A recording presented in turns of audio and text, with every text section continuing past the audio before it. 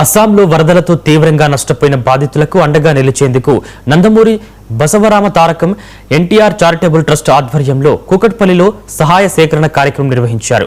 ఈ కార్యక్రమంలో నందమూరి రూపా పాల్గొని ప్రజలు పెద్ద మనసుతో ముందుకు వచ్చి వరద బాధితులకు తమ వంతు సాయం అందించాలని పిలుపునిచ్చారు. బట్టలు, దుప్పట్లు, బియ్యంతో పాటు నిత్యావసర వస్తువులను దాతలు విరాళంగా అందించారు. కూకట్పల్లి, ఫిలింనగర్, తెల్లాపూర్ ప్రాంతాల్లో సహాయ సేకరణ కేంద్రాలు ఏర్పాటు చేసినట్లు రూపా తెలిపారు. ఈ రోజున శ్రీ నందమూరి తారక రామారావు గారి పేరు మీద ఈ రోజున వారు ఏదైతే ఆశయంతో పార్టీని పెట్టడం జరిగిందో, ఆయన ఏ రోజున కూడా రాజకీయం కోసం పార్టీ పెట్టాల, కేవలం ప్రజాసేవ దాని మీదే దృష్టి పెట్టుకుని చేయడం జరిగింది.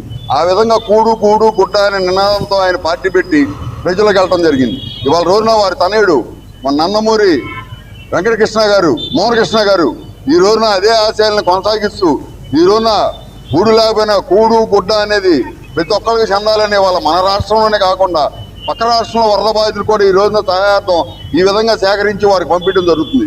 ముఖ్యంగా ఆయన ఆశయాలను కొనసాగిస్తున్న మోహన కృష్ణ గారికి ధన్యవాదాలు తెలియజేస్తూ అదేవిధంగా ఇక్కడ ఉన్న పాల్గొన్న ప్రతి ఒక్కరికి కూడా పేరు పేరున ధన్యవాదాలు తెలియజేస్తున్నాం.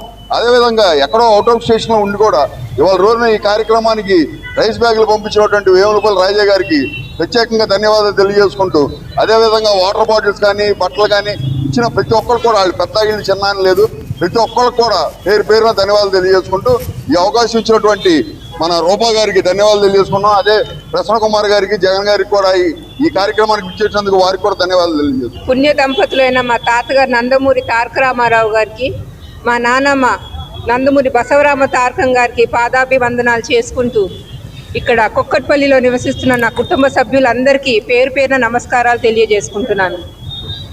ఇవాళ మన నార్త్ ఈస్టర్న్ స్టేట్ ఇండియాలో అస్సాం వరదలకి చాలా ఇబ్బందులు పడుతుందని అందరికీ తెలుసు.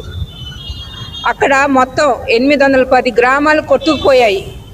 అక్కడ చిన్నపిల్లల దగ్గర నుంచి వృద్ధుల వరకు చాలా ఇబ్బందులు పడుతున్నారు.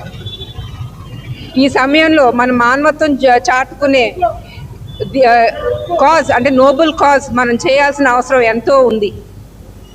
సో అవన్నీ ముందుకు తీసుకెళ్ళాలి అని కేవలం ఒక్క రాష్ట్రంకే పరిమితం కాదు. మనం భారతదేశ పౌరులు, మనకి ఒక రెస్పాన్సిబిలిటీ ఉంది.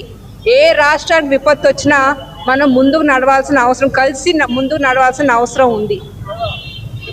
చెయ్యి వేస్తే చేయగలిగినంటూ అన్నీ చేయొచ్చు. పుణ్య దంపతులైన మా